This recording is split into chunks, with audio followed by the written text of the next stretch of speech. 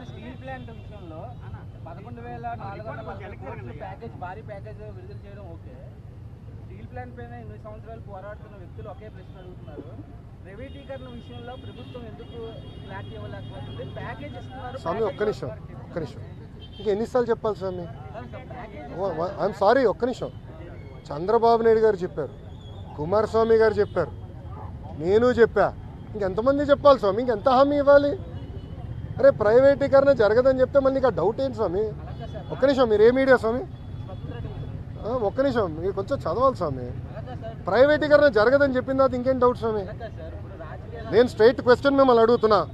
ప్రైవేటీకరణ జరగదని నేను హామీ ఇచ్చా, నిధులు తీసుకొచ్చాం, క్యాపిటేషన్ చేసాం, ఇంకేం హామీ ఇవ్వాలి నీకు? బాండ్ పేపర్ రాసేవాళ్ళ? ఒక నిమిషం, బాండ్ పేపర్ రాసేవాళ్ళ నీకు?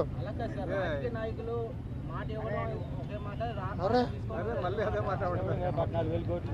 అందరు జగన్ లాగా ఉండరు, గుర్తుపెట్టుకో. ఏం స్వామి మీరు కూడా అటు మాడితే? అది కాదు, అడిగేదాన్ని కూడా ఒక అర్థం ఉండాలి. సార్ ఒక్క నిమిషం, మీడియా మిత్రులు కూడా మీరు ఆలోచించండి. ఈ ప్రశ్నకి ఏమైనా అర్థం ఉందా?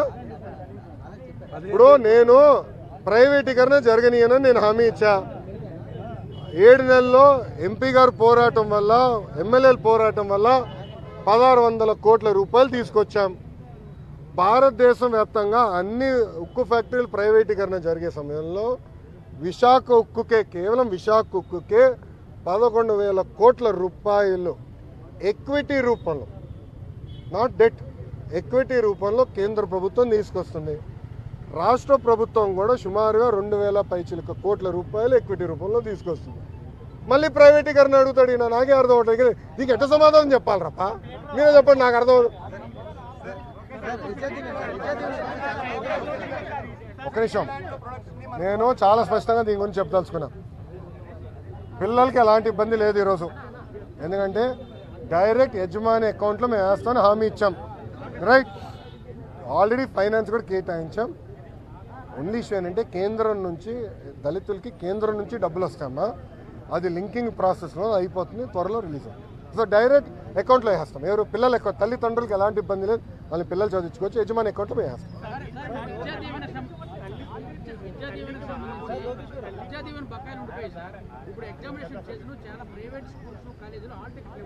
ఒక్క నిమిషం, ఎవరు ఇవ్వట్లేదు నాకు చెప్పండి, కఠినంగా యాక్షన్ తీసుకుంటా.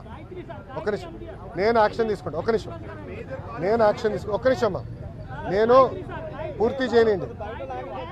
సార్ ఆగండి సార్. సార్ మీరు వినండి.